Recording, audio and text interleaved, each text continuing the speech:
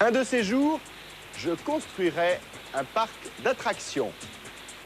Walt Disney à l'âge de 19 ans. Bonsoir, plongez dans le vide, dévaler des pistes noires en VTT, frôler des fauves, piloter un avion. Vous êtes de plus en plus nombreux à rechercher des sensations sur ce marché du loisir qui connaît un engouement considérable depuis quelques années. Nous avons en effet plus de temps libre. Nous travaillons en moyenne 25% de moins qu'il y a 40 ans. Nous y consacrons aussi plus d'argent. Notre consommation de loisirs a été multipliée par 6 en 40 ans, alors que dans le même temps, par comparaison, notre consommation alimentaire ne faisait que doubler. Sur ce marché en forte croissance, la mode de l'extrême fait recette. Inventeurs éclairés ou professionnels du tourisme ont compris qu'il fallait inventer sans cesse de nouvelles attractions pour attirer un public friand de grands frissons. Qui sont ces inventeurs? Quelles sont, parmi ces dernières innovations, celles qui connaissent le plus de succès? Faut-il dépenser plus d'argent pour goûter au risque? Des reportages à voir ou à revoir ce soir dans Capital. Des parcs qui connaissent un succès foudroyant, il y en a aujourd'hui 80 en France. Leur fréquentation a été multipliée par 9 en 15 ans. Et selon un récent sondage, la fièvre n'est pas prête de tomber, car vous seriez 55% d'adultes à vous déclarer prêts à aller dans un parc d'attractions, même sans enfants. Les professionnels l'ont bien compris, ils investissent massivement dans des machines capables de vous faire vivre des expériences proprement renversantes. Quel est le prix à payer pour attirer toujours plus de public? Qui invente ces machines infernales? Un reportage signé Marc Garmirian et Tony Casabianca. Ça secoue, c'est... Ça fait peur. Ça remonte bien le cœur. J'ai bien regardé, mais pas monté. Faut pas trop déjeuner, non? Ça coûte toujours les choucottes.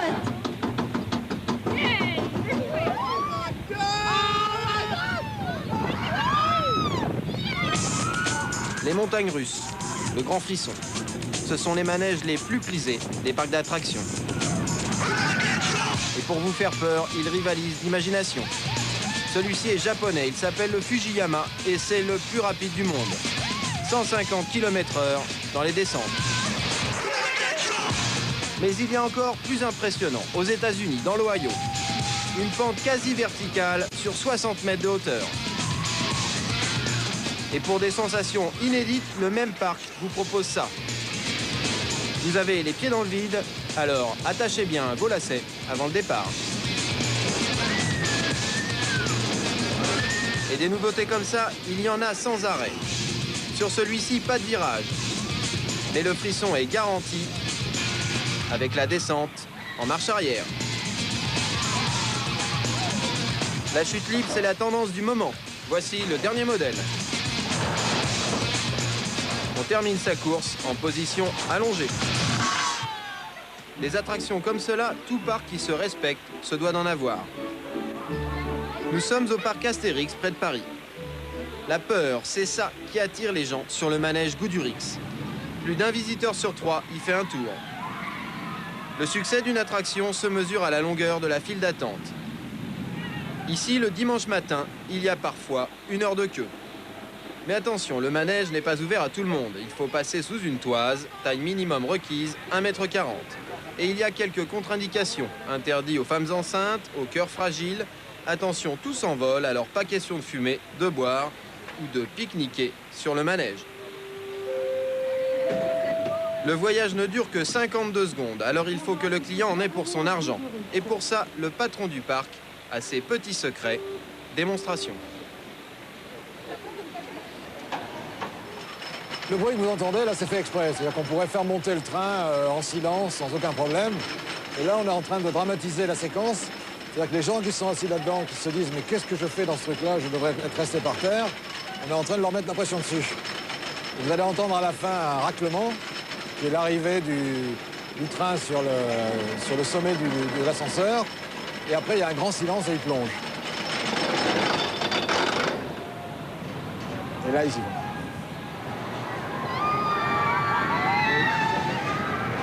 Il y a dedans tous les éléments qui font une grande attraction.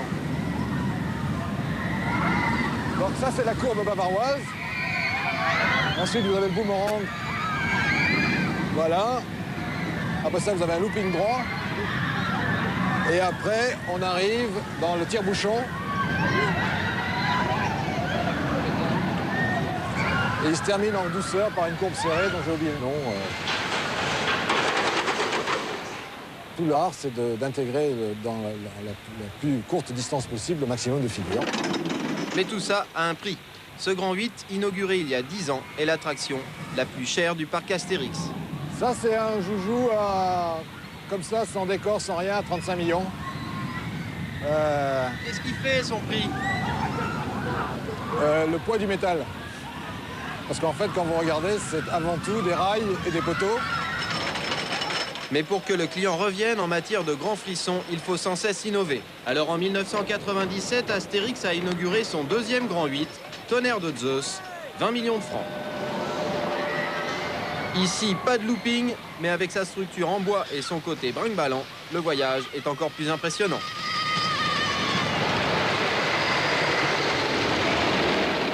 L'investissement se révèle payant. Depuis l'ouverture de Tonnerre de Zeus, la fréquentation est montée d'un cran.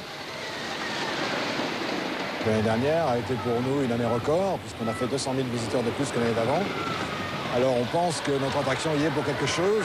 Toujours très difficile de savoir si c'est grâce à cette attraction ou parce que le public a décidé, vous voyez que ça secoue pas mal, le public a décidé de venir plus cette année-là, mais en tous les cas, ça y a certainement contribué.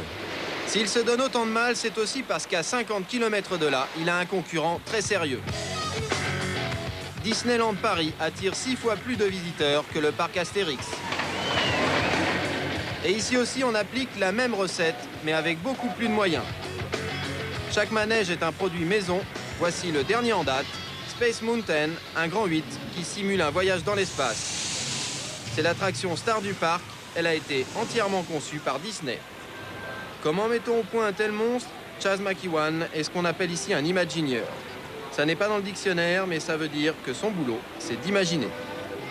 Et c'est lui qui, avec d'autres, a conçu Space Mountain, dans un but bien précis. Lorsqu'on a construit Space Mountain, on pensait à un public bien particulier. Comme dans n'importe quel théâtre ou comme quand on fait un film et que l'on se demande pour quel public on joue. Pour ce manège en particulier, c'était les jeunes adultes qui nous intéressaient. Et ce n'est pas tout. Quand on s'appelle Disney, il faut faire les choses en grand. Les concepteurs avaient un impératif, construire une attraction capable d'absorber 2400 visiteurs à l'heure. Alors il a fallu dessiner une véritable station de chemin de fer, avec chef de gare, poste de sécurité et contrôleur en uniforme.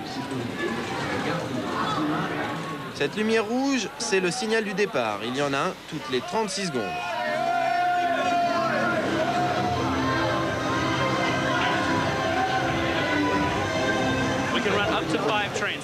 On peut faire tourner jusqu'à 5 trains en même temps. Dès qu'un train part, un autre arrive tout de suite derrière. Là, on n'en fait marcher que 3, ça nous laisse un peu de temps entre chaque. Ça fait pas de mal. Résultat, Space Mountain est l'une des attractions les plus chères du monde. Elle a coûté 600 millions de francs. Et pourtant, ce n'est pas le circuit lui-même qui fait ce prix. Voici la maquette du chemin de fer, le tracé et tout ce qu'il y a de plus classique. Et ce qui a coûté cher, ce sont les 300 ingénieurs qui, pendant 3 ans, ont planché sur la machine et les décors. Et des dépenses, il y en a encore eu après sa mise en service. Il a fallu modifier l'équipement, car il y a quelques petits détails auxquels Disney n'avait pas pensé.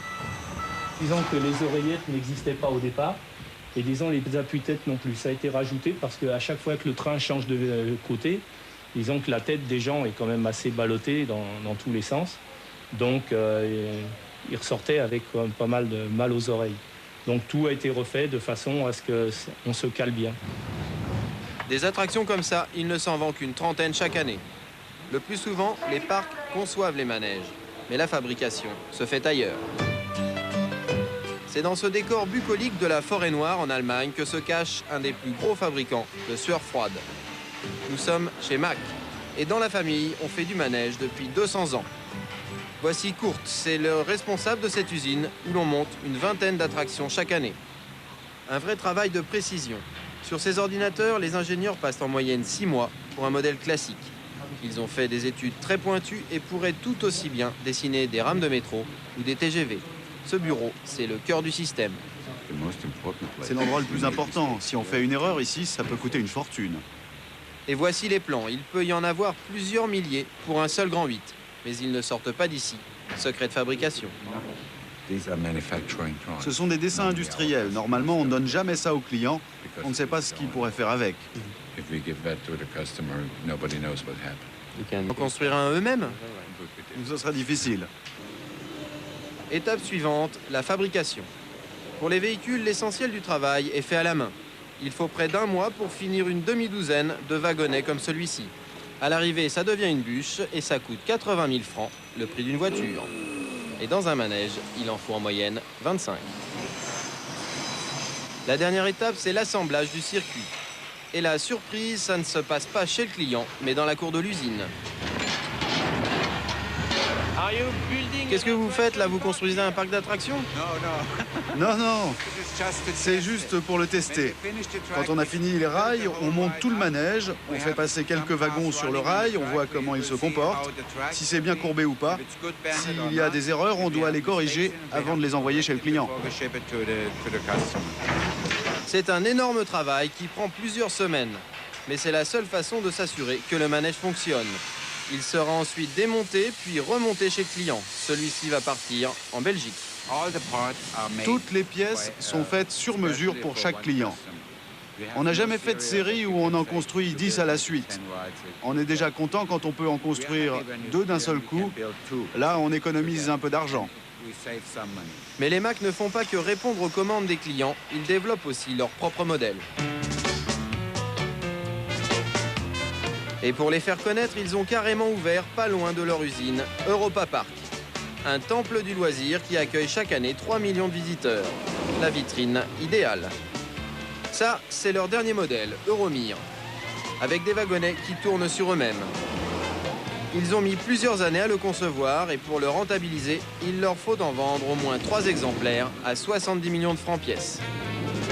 Et la vente, c'est Roland Mack, le cousin de Kurt, qui s'en occupe. Il reçoit régulièrement des exploitants de parcs d'attractions, des clients potentiels. Aujourd'hui, il accueille 3 hommes d'affaires britanniques. Ils sont venus pour faire leur marché. Ils vont passer la journée entière dans le parc. L'enjeu n'est pas mince. Ils veulent investir 5 milliards de francs pour leur nouveau parc d'attractions au Pays de Galles. Alors des manèges, il leur en faut. Ils viennent ici pour les essayer. Nous sommes les seuls à fabriquer ces bobsleighs.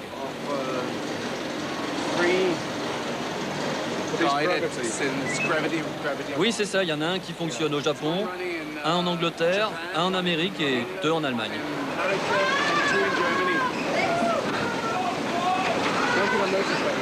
C'est silencieux. Oui, c'est silencieux. C'est grâce aux roues en caoutchouc. Mais le préféré des Anglais, le voici, c'est le Petit Train des Alpes. Ce n'est pas le plus spectaculaire, mais son avantage, c'est qu'il touche un très large public. Vous voulez l'essayer? Celui-ci vous intéresse? C'est un classique? Oui, c'est un classique familial. C'est indispensable d'avoir un manège comme celui-là dans un parc? Oui. Pourquoi? Parce qu'il plaît une grande variété d'âge, aux familles, les grands-parents, les petits-enfants, c'est très bien. Allez-vous en acheter un? Et c'est parti pour un petit tour d'essai.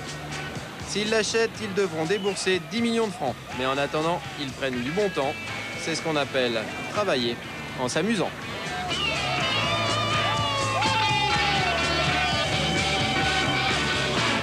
Vous vous sentiez à l'aise là dans le train? Oui, je savais que j'avais Roland Mack à côté de moi et avoir le patron, ça inspire confiance. Mais il n'y a pas que le grand frisson qui intéresse nos Anglais. Dans un parc d'attractions, il en faut pour tous les goûts. Voici l'un des best-sellers de la famille Mack. Pas très ébouriffant, mais familial. Ils en ont déjà vendu 25 exemplaires dans le monde entier.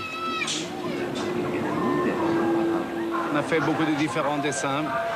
On peut faire ça avec une bière, du vin, ou une poterie, ou des marmites de potions magiques, comme ici chez Astérix. Des tasses à café, comme chez Disney. Ou encore des coques de noix. Celles-ci ont été vendues à un petit parc d'attractions en Champagne, Nigloland. Bien choisir les manèges, c'est ce qui a permis aux propriétaires du parc de bien gagner leur vie. Les Gélis, père et fils, ne sont sédentaires que depuis peu. De gauche à droite, Philippe, Jean-Claude et Patrice sont issus d'une longue lignée de forains. L'arrière-grand-père était comédien de cabaret il y a 100 ans. Le grand-oncle était acrobate de cirque. Le grand-père, ici à gauche, voyageait de ville en ville avec son manège. Aujourd'hui, les Gélis ont chacun une belle maison, mais les roulottes sont toujours prêtes à partir. Leur parc est ouvert depuis 10 ans. Il a déjà une vingtaine d'attractions classiques, mais cette année, les Gélis veulent frapper un grand coup. Ok, bien reçu. Dites-moi, monsieur Gélis, Merci.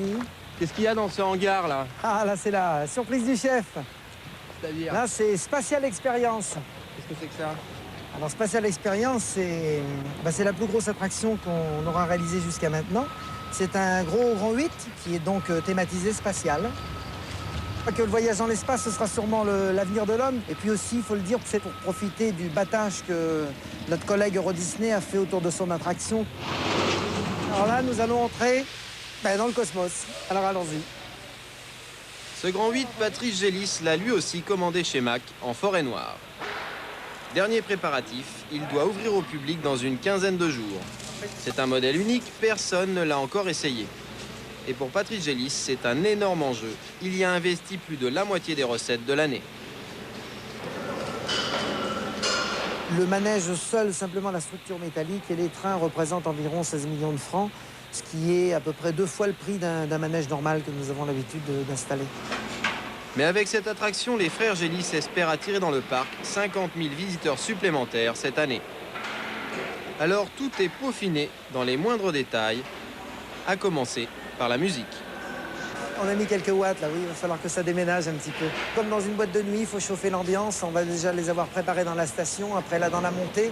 Puis c'est une musique un petit peu inquiétante avec le scénario, attention, bientôt la mise à feu. La maquette de la bande-son vient d'arriver, on l'écoute dans la chambre du petit-neveu. Lui, c'est le compositeur, il est un peu tendu. Patrice Gélis va rendre son verdict.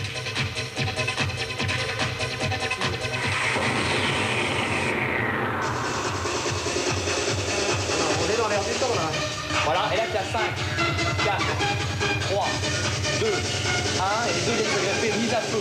Et là il décolle, là il plonge. Alors là on peut mettre l'effet de vitesse, après ils sont dans le manège là. C'est là que je pensais mettre du Wagner, au Tannhausen. Wagner c'est quand même un compositeur très sombre. C'est quelqu'un qui est noir comme... alors ça donne... c'est pas des mélodies, la nana c'est pas la flûte enchantée, c'est vrai que c'est...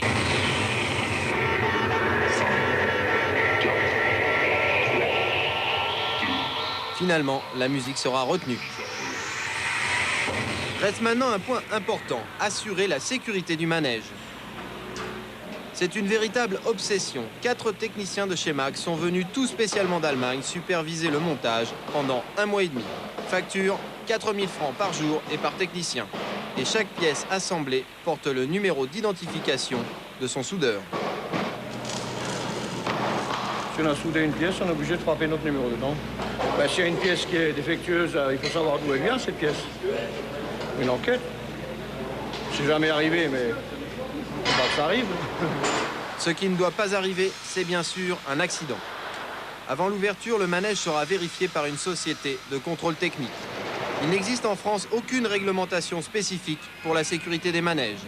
Alors les professionnels fixent eux-mêmes leurs normes, car il suffit d'un accident grave pour faire chuter la fréquentation des parcs.